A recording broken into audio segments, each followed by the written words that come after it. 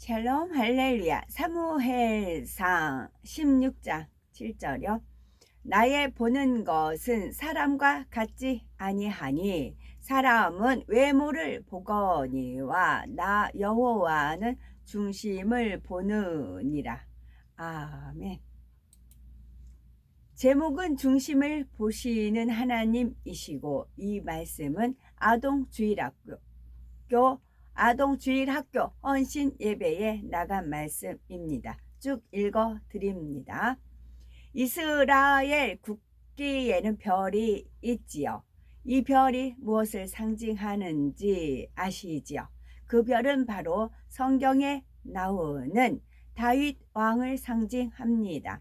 하나님께서는 다윗을 왕으로 세우기 위해 이새라는 사람의 집에 사무엘 선지자를 보내지요. 사무엘은 이새의 집에 도착해서 그의 아들들을 살펴보고 나서 얼굴도 잘생기고 키도 큰 맏형 엘리압이 왕이 될 사람이라고 생각했습니다. 그러나 하나님께서는 사람은 외모를 보지만 나 여호와는 중심을 보느니라 말씀하시면서 왕이 될 사람은 막내 다윗이라고 가르쳐 주셨지요. 그때 다윗은 왕을 치는 어린 소년에 불과했습니다. 그러나 그는 이스라엘 역사상 가장 위대한 왕이 되었고 천국에서도 큰 자가 되었답니다. 이처럼 하나님께서 다윗을 택하신 이유는 하나님을 사랑하는 중심, 곧 깊은 속마음을 가졌기 때문이었습니다. 하나님께서는 겉모습이 아닌 마음을 보십니다. 어떤 어린이가 하나님을 사랑하는 마음을 가졌는지 중심을 살펴보시는 것이지요. 우리도 다윗처럼 훌륭한 사람이 되고 싶고 새 예루살렘에 꼭 가고 싶죠. 중심으로 하나님을 사랑하면 우리도 다윗처럼 훌륭한 사람이 될 수가 있습니다. 새 예루살렘의 왕자, 새 예루살렘의 공주처럼 될 수가 있는 거죠. 하나님을 중심으로 사랑하는 우리가 되려면 어떻게 해야 될까요? 첫째로는 신랑과 진정으로 예배 드려야 합니다. 둘째로는 중심을 다해 기도해야 하고요. 세 번째는 부모님과 선생님의 올바른 가르침이 있어야 합니다. 첫째로 신랑과 진정으로 예배 드려야 하지요. 신랑과 진정으로 예배 드리는 것은 성령의 감동함 속에 정성껏 예배 드리는 것입니다. 이것은 하나님의 말씀을 명심한 우리는 예배 시간에 장난치거나 딴 생각하지 않고 열심히 설교를 듣는 것이지요. 또한 씩씩하고 밝은 모습으로 힘차게 찬양하고 마음을 모으고 두 손 모아 예쁘게 기도할 것입니다. 기쁨으로 정성껏 준비한 헌금도 드릴 것이고요. 그런데 혹시 아직 신령과 진정으로 예배드리지 못하는 어린이가 있나요?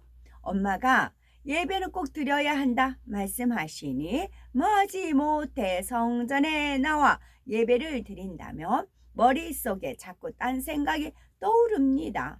친구와 장난치기도 하고 졸기도 하지요.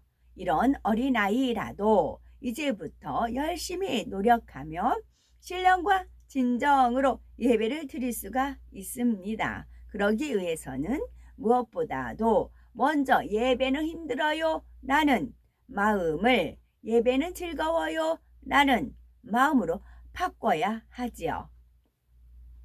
예배는 왜 드리는 것일까요? 우리가 예배를 드리는 이유는 우리가 하나님의 아들이요 하나님의 딸이기 때문입니다. 만약 엄마 아빠와 놀이공원에 가면 재미있는 놀이기구도 태워주시고 맛있는 음식과 장난감도 사주시니 즐겁죠. 이런 것처럼 예배를 드리면 아버지 하나님께서도 우리에게 많은 선물을 주시니 즐겁습니다. 신령과 진정으로 예배를 드리면 건강하고 사고도 나지 않게 지켜주시지요. 우리의 집에 일용할 양식도 주십니다. 공부를 잘할 수 있는 지혜도 주시고요. 또 마음의 평안과 마음의 행복과 마음의 기쁨을 주십니다. 가장 큰 선물은 천국 티켓과 새 예루살렘의 티켓이지요. 그러므로 예배는 놀이공원에 갈 때보다 더 즐거운 마음으로 드려야 하는 것입니다. 힘들게 억지로 드리는 것이 아니랍니다. 이처럼 예배를 왜 드리는지 알았다면 신령과 진정으로 예배 드리는 연습을 열심히 해야 하지요.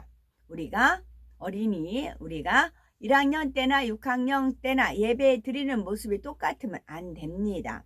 나이를 먹고 키가 자라는 만큼 예배 드리는 모습도 점점 더 의젓해져야 하지요. 우리가 1학년, 2학년 어린이들은 아직 5학년, 6학년만큼 예배를 잘 드리지 못하지요. 그래도 내가 유치부 동생들보다는 더 잘 드려야지 하고 노력할 때 점점 더 예배를 잘 드릴 수 있죠.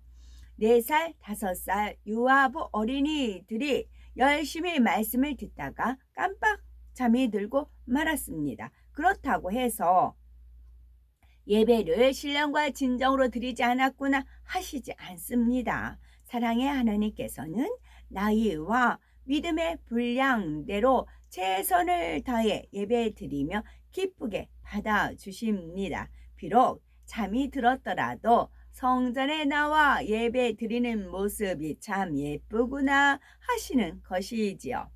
신령과 진정으로 예배 드리려고 노력을 하다 보면은 바른 예배 습관이 몸에 배게 됩니다. 그러면 예배 드리는 것이 힘들지 않고 즐겁죠. 우리가 자라서 중학생, 고등학생이 되고 청년이 되어도 변함없이 신령과 진정으로 예배 드리게 됩니다.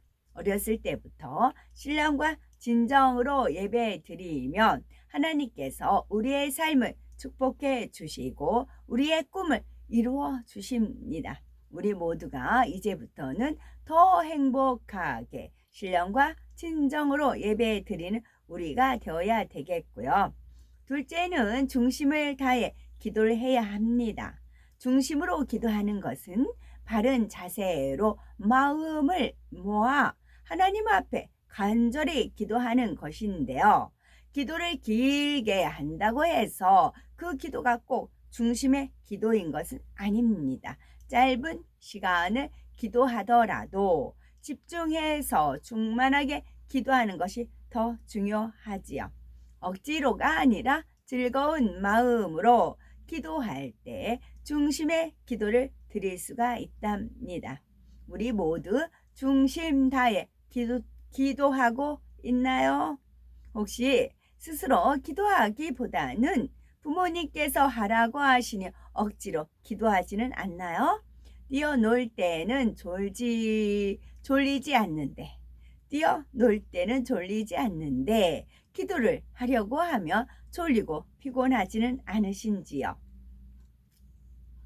기도할 때 자꾸 딴 생각이 나지는 않는지요?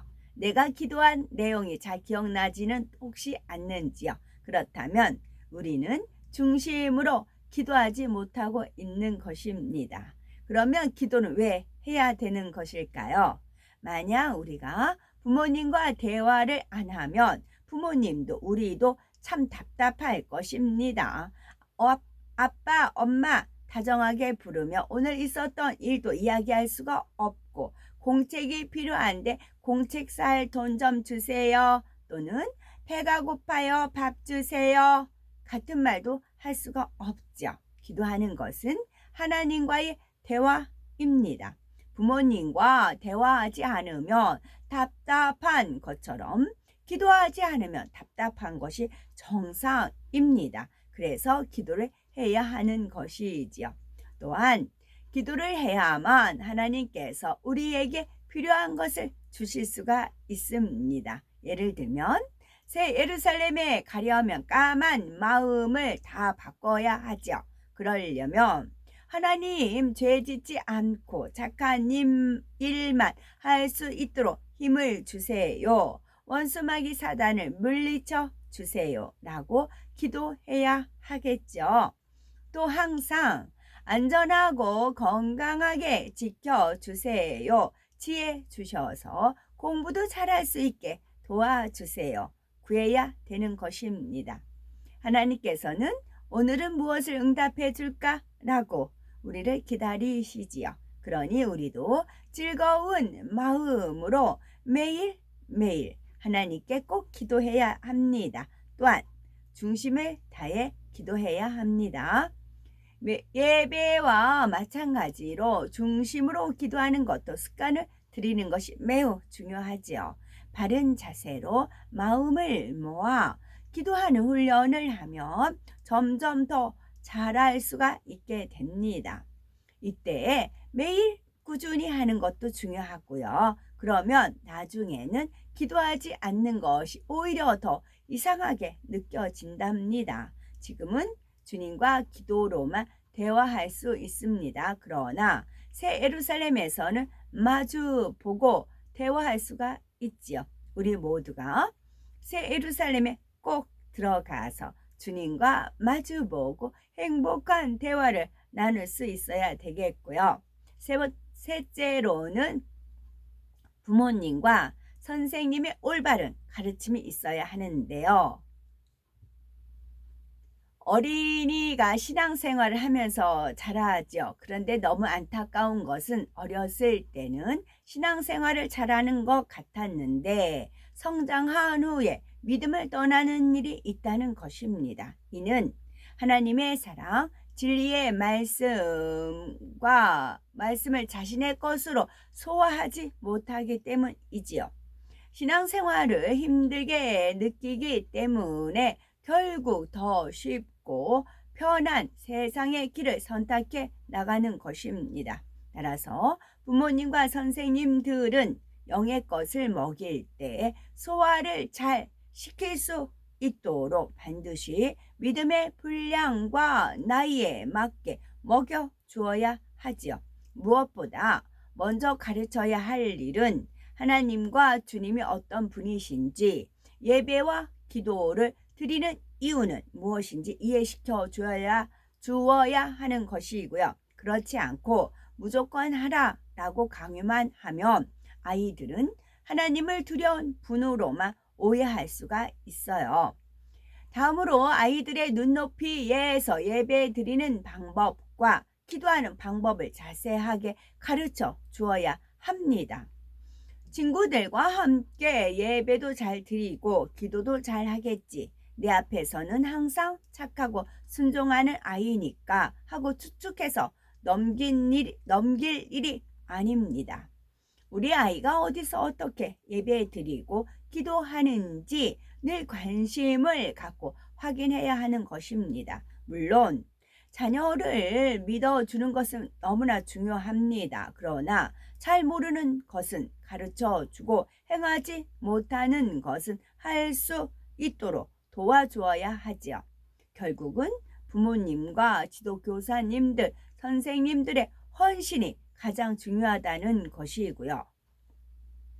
내가 영의 마음을 이루는 만큼 아이들의 신앙을 분별할 수가 있는 것이고 지혜롭게 하나님의 사랑을 심어줄 수가 있는 것입니다. 아직은 영의 마음을 온전히 이루지 못했다 해도 영혼을 위해 기도하고 금식하는 만큼 그렇게 할 수가 있는 것입니다. 사실 가장 중요한 것은 부모님과 지도교사님들, 선생님들이 좋은 본이 되는 것입니다. 성장하면서 자연스럽게 보고 들음으로 습득하는 것만큼 좋은 교육은 없죠. 시편 127편 3절에 자식은 여호와의 주신 기업이요 태의 열매는 그의 상급이로다 했습니다. 하나님을 사랑하는 사람으로 자녀를 잘 양육한 부모는 장차 천국에서 큰 상을 받게 됩니다. 이는 지도교사님이나 선생님에게도 마찬가지로 적용이 되죠.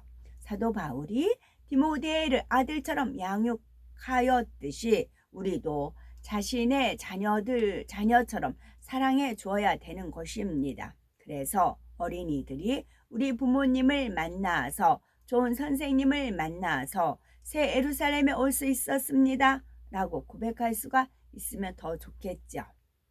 세상에 성공한 사람들과 훌륭한 사람들을 보며 공통점을 발견할 수가 있답니다. 그것은 바로 좋은 습관을 가지고 있었다는 점이지요. 작고 사소한 것이라도 좋은 습관이 한 사람의 인생을 좌우하는 것을 볼 수가 있는 것이지요. 주를 믿는 우리 어린이들에게 가장 중요한 습관은 바로 예배와 기도의 습관입니다. 신령과 진정으로 예배하고 중심으로 기도하는 어린이는 하나님께서 그 삶을 반드시 책임져 주십니다. 또한 영원한 생명을 보장해 주시지요. 이러한 사실을 분명히 깨달아 이 땅에서도 영광을 돌리고 새 예루살렘까지 이르는 어린이들, 부모님, 선생님이 되셔야 되겠죠. 아멘.